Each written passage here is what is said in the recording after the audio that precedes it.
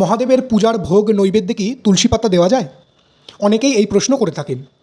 আজকে আমি শৈব আগম শাস্ত্র হতে এই প্রশ্নের উত্তর দেব। পরব্রহ্ম সংহিতা আগমের পঞ্চম পটলের শিবপূজা বিধি অধ্যায়ে নারদ ঠিক এই প্রশ্নই মহাদেবকে জিজ্ঞাসা করেছেন। নারদ বললেন, নারদ উবাচ ভগবান পরমেশান করুণা সিন্ধু শঙ্কর তুলসীদল পূজয়া বিধিং বুর্হি মে মম প্রভো। ईश्वर उवाच विष्णुप्रिया तुलसी पुण्या सर्वो पापो प्रनाशिनी सद्भक्ता यदि साधत्या शिवोपादे फलप्रदः शिवोपादर्पिता भक्त्या तुलसी पुण्यो विवर्धिनी इहो भोगं परं मुक्तिं ददाति नात्र संशयः। नारद उवाच यदि पादे समर्प्यत्या तुलसीदल उत्तमं किं नैवेद्य प्रसादे वा योजनीयं वा न प्रभोः।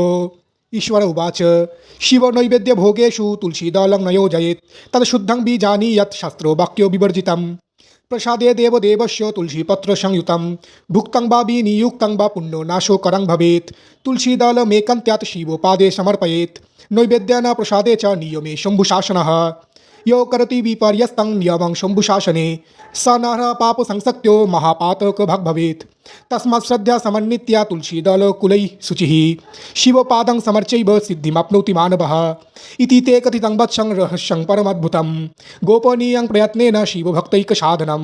অর্থাৎ নারদ জিজ্ঞাসা করলেন, হে ভগবান পরমেশ্বর শঙ্কর, আপনি করুণার সাগর, তবে আজ আমার মনের একটি সংশয় দূর করুন আর তুলসীপত্র দ্বারা শিবপূজার সঠিক বিধান আমাকে বলুন। ভগবান রুদ্র বললেন, তুলসী বিষ্ণুর প্রিয়, অত্যন্ত পবিত্র এবং সকল পাপ নাশকারী একটি পত্র। যদি তুলসী দল সত্যি ভক্তিসহ শিবের চরণে অর্পণ করা হয় তবে তা মহান ফল প্রদান করে। ভক্তি বলে শিবচরণে অর্পিত তুলসী দল পুণ্যবৃদ্ধি করে, এটি ইহলোকে ভোগ এবং পরলোকে মুক্তি প্রদান করে, এ বিষয়ে কোনো সন্দেহ নেই।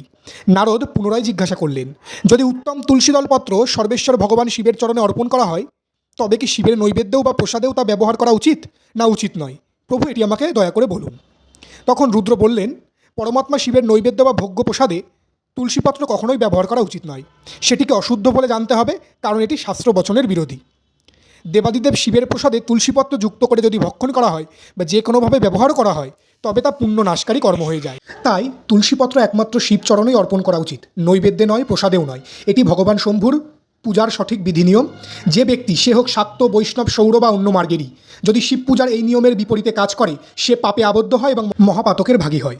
অতএব শ্রদ্ধাসহ শুদ্ধ তুলসীপত্র দ্বারা কেবল শিবচরণ পূজা করলেই মানুষের সিদ্ধিলাভ সম্ভব।